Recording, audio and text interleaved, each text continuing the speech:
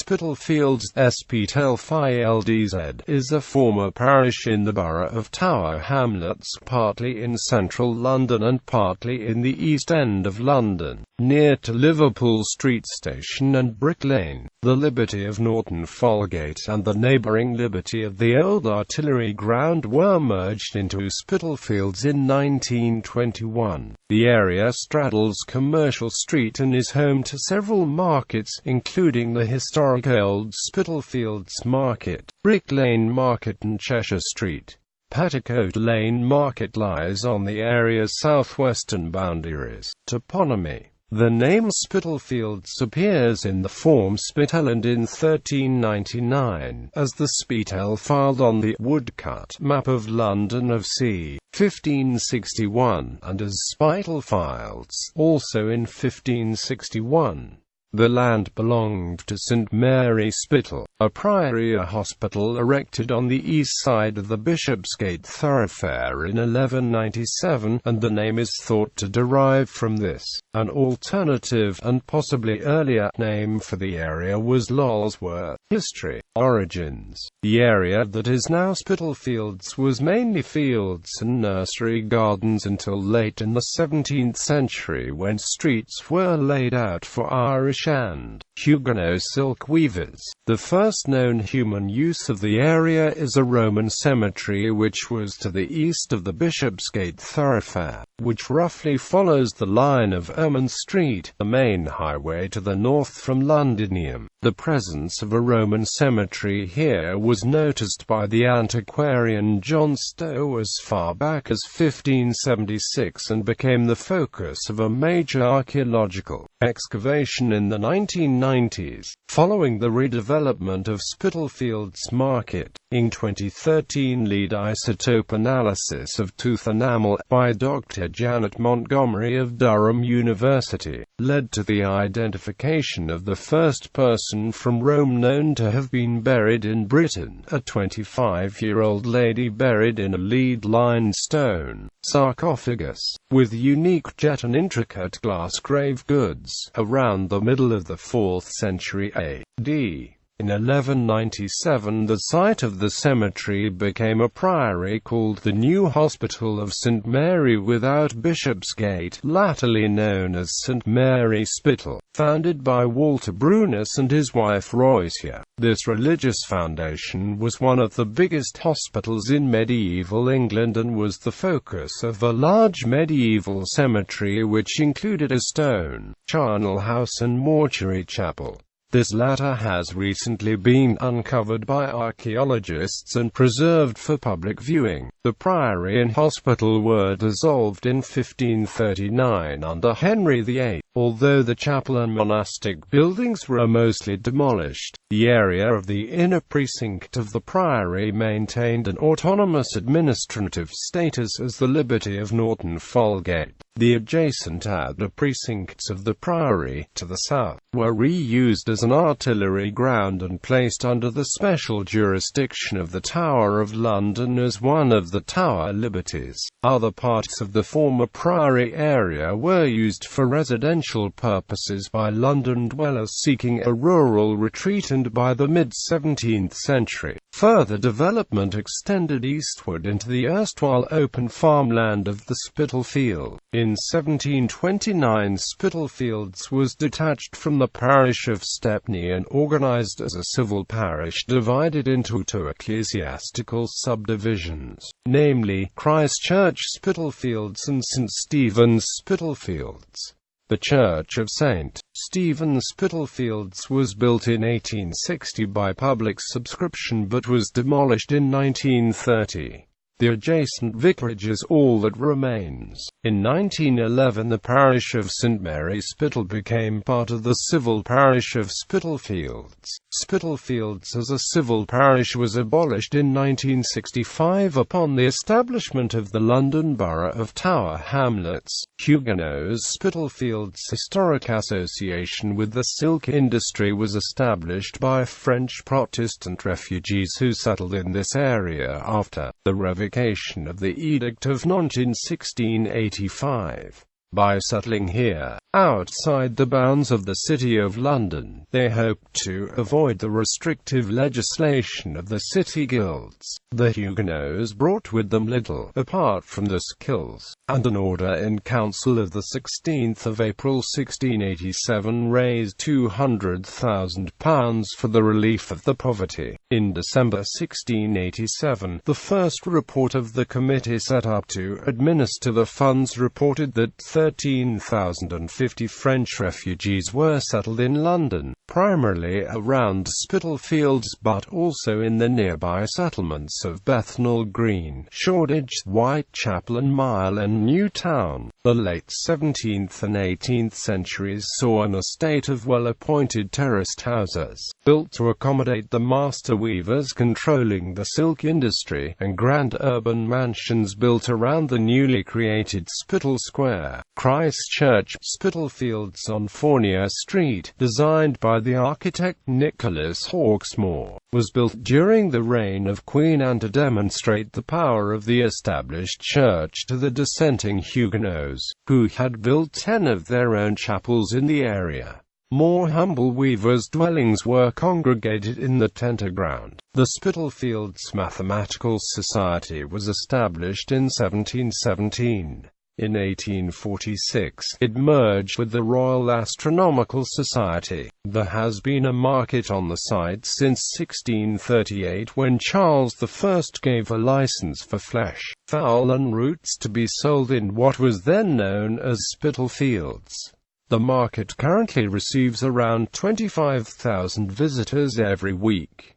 See also, Huguenots of Spitalfields, a registered charity promoting public understanding of the Huguenot heritage and culture in Spitalfields, the City of London and beyond. They arrange tours, talks, events and schools programs to raise the Huguenot profile in Spitalfields and to raise funds for a permanent memorial to the Huguenots. For the 1730s, Irish weavers came here after a decline in the Irish linen industry to take up work in the silk trade. The 18th century saw periodic crises in the silk industry, brought on by imports of French silk, in a lull between the wars between the two rivals, and imports of printed calicos. The depression in the trade, and thence the prices paid to weavers, led to protests. In 1769, the Spitalfield riots occurred, where attempts were made to break up meetings of weavers, called to discuss the threat to wages, caused by another downturn in the market for silk. This ended with an Irish and a Huguenot weaver being hanged in front of the Salmon and Ball public house at Bethnal Green. Price controls on amounts master weavers could pay journeymen for each piece were established. This removed all incentive to pay higher wages during good times.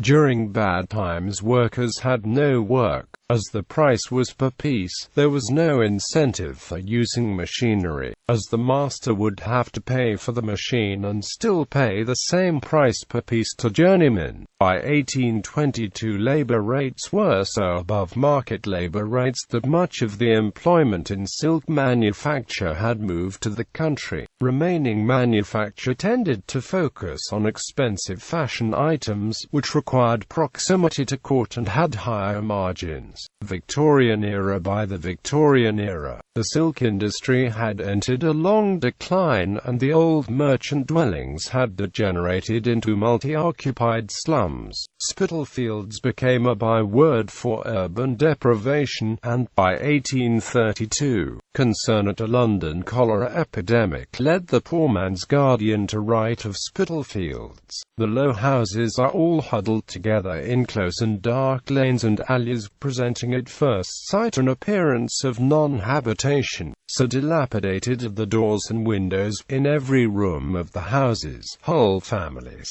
parents, children and aged grandfathers swarm together. In 1860, a treaty was established with France, allowing the import of cheaper French silks. This left the many weavers in Spitalfields and neighbouring Bethnal Green and Shoreditch indigent. New trades such as furniture and boot-making came to the area, and the large window widowed Huguenot houses were found suitable for tailoring, attracting a new population of Jewish refugees drawn to live and work in the textile industry. By the later 19th century, inner Spitalfields had eclipsed rival claimants to the dubious distinction of being the worst criminal rookery of London, with common lodging houses in the Flower and Dean Street area being a focus for the activities of robbers and prostitutes. The latter street was dubbed in 1881 as being perhaps the foulest and most dangerous street in the metropolis.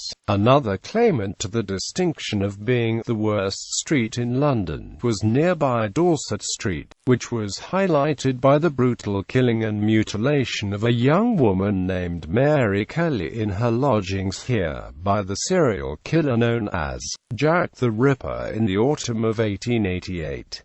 This was the climax of a whole series of slayings of local prostitutes that became known as the Whitechapel murders. The sanguinary activities of Jack was one of the factors which prompted the demolition of some of the worst streets in the area 1891–94. Deprivation, however, continued and was brought to notice by social commentators such as Jack London in his The People of the Abyss. He highlighted Itchy Park next to Christ Church, Spitalfields, as a notorious rendezvous for homeless vagrants. Modern Spitalfields in the late 20th century, the Jewish presence diminished, to be replaced by an influx of Bangladeshi immigrants, who also worked in the local textile industry and made Brick Lane the curry capital of London. Another development, from the 1960s onwards, has been a campaign to save the housing stock of old merchant terraces to the west of Brick Lane from demolition. Many have been conserved by the Spitalfields Historic Buildings Trust. This has led to gentrification and a large increase in property prices. Current urban regeneration has also seen the erection of large modern office blocks between Bishopsgate and Spitalfields Market. These represent, in effect, an expansion of the City of London northwards, beyond its traditional bounds, into this area. However, a rearguard action by conservationists has resulted in the preservation of Old Spitalfields Market and the provision of shopping, leisure amenities and a new plaza behind the city blocks. Permission was granted to demolish the Fruit and Wool Exchange on the edge of Old Spitalfields Market to provide office buildings by developer. Exemplar. Since 1998, the area has formed part of the larger Spitalfields and Banglatown local government ward. This decision was considered controversial at the time and still rouses strong opinions on both sides. In April 2016, the London Borough of Tower Hamlets officially approved and designated the Spitalfields Neighbourhood Planning Forum, which was described in local media as the resurrection of the ancient parish of Spitalfields. Culture. Dennis Sever's house in Folgate Street is a still-life drama created by the previous owner as an historical imagination of what life would have been like inside for a family of Huguenot silk weavers. In 2009, Raven Row, a non-profit contemporary art centre, opened to the public at 56 Artillery Lane, constructed within a pair of 18th-century silk merchants' houses, onto which London Practice 6A architects added two contemporary galleries. It stands on the part of the street known until 1895 as Raven Row. Whitechapel Art Gallery is located at the bottom of Brick Lane. Amongst the many well-known artists living in Spitalfields are Gilbert and George, Riccardo Sinali, Tracy Emin and Stuart Brisley, TV presenter, architecture expert and Georgian fanatic Dan Cruikshank was an active campaigner for Spitalfields and continues to live in the area. Writer Jeanette Winterson turned a derelict Georgian house into an organic food shop, Verds, as part of the slow food movement. Spitalfields figures in a number of works of literature, including A New Wonder, A Woman Never Vexed by William Rowley, a dramatization of the foundation of St. Mary Spital, The People of the Abyss, the journalistic memoir by Jack London, Hawksmoor by Peter Ackroyd, Rodinsky's Room by Ian Sinclair and Rachel Lichtenstein, Brick Lane by Monica Alley, and The Quincunx by Charles Palliser. 19th century Spitalfields was recreated as the setting for the film From Hell about Jack the Ripper. This included a reconstruction of the notorious Ten Bells pub, alleged to have been a rendezvous of some of the Ripper's prostitute victims before they were murdered. In the film, Johnny Depp is seen drinking with Ripper victim Mary Jane Kelly. In Neil Jordan's film The Crying Game, the transgender character Dill lives in Spitalfields. Notable people: Inga Beale, British businesswoman, since December 2013 the CEO of Lloyd's of London. Beale is Lloyd's first female CEO in the insurance market's 325-year history. Dan Cruikshank, art and architectural historian. Nicholas Culpeper, botanist, herbalist, physician, and astrologer, was born locally at the Red Lion Inn, when the area was still semi-rural. Tracy Emin, artist, resides in Fournier Street. Sandra Esculent, landlady of the Golden Heart, is listed among the 100 most influential people in art. Mark Gertler, painter, a member of the Bloomsbury Group, in love with Dora Carrington, whom he met at the Slade School of Art. Born in Gun Street of Polish-Jewish parents. Gilbert and Amp George, artists, reside in Fournier Street. Samuel Gompers, founder of the American Federation of Labor, was born in Spitalfields in a Jewish family of cigar makers originally from Amsterdam until emigration to New York in 1863. Thomas Helwys, religious reformer who fled to Amsterdam in 1607, but returned in 1611 to found First Baptist congregation on British soil in Spitalfields. Died in prison for public advocacy of religious liberty for all, regardless of creed, even Jews, Muslims, and atheists. Basil Enriques, for whom Enriques Street is named. Lutfan Hussain, gardener and community activist. Jack the Ripper. All of his victims are presumed victims lived in Spitalfields and 2 were murdered there. Annie Chapman resided at a common lodging house at 35 Dorset Street. Her body was found at 29 Hanbury Street. Mary Jane Kelly lived and was murdered at 13 Miller's Court, just off Dorset Street. Martha Tabram resided at a common lodging house at 19 George Street. Mary Ann Nichols resided at a common lodging house at 18 Thrall Street. Elizabeth Stride resided at a common lodging house at 32 Flower and Dean Street. Catherine Eddowes resided with her partner John Kelly at Cooney's common lodging house at 55 Flower and Dean Street. Keira Knightley, actress, lived for a while on Wilkes Street. Joe Loss Lvoobe, born locally, founder of the Joe Loss Orchestra. Wolf Mankiewicz, writer, playwright and screenwriter, of Russian-Jewish descent, was born in Fashion Street. Keith Mansfield, writer and publisher, lives locally. Samantha Morton, actor, lived on Wilkes Street. John Nicholson MP, one-time journalist and broadcaster and since 2015 an MP for the Scottish National Party, owns a house on Fournier Street which he has restored and renovated himself. George Peabody established the Peabody Donation Fund, which continues to this day as the Peabody Trust, to provide good quality housing for the deserving poor in London. The fund's first block of dwellings opened in Commercial Street in 1864. Sian Phillips, actress. Jonathan Price, actor and singer. Lutfar Rahman, first directly elected mayor of Tower Hamlets and former ward councillor.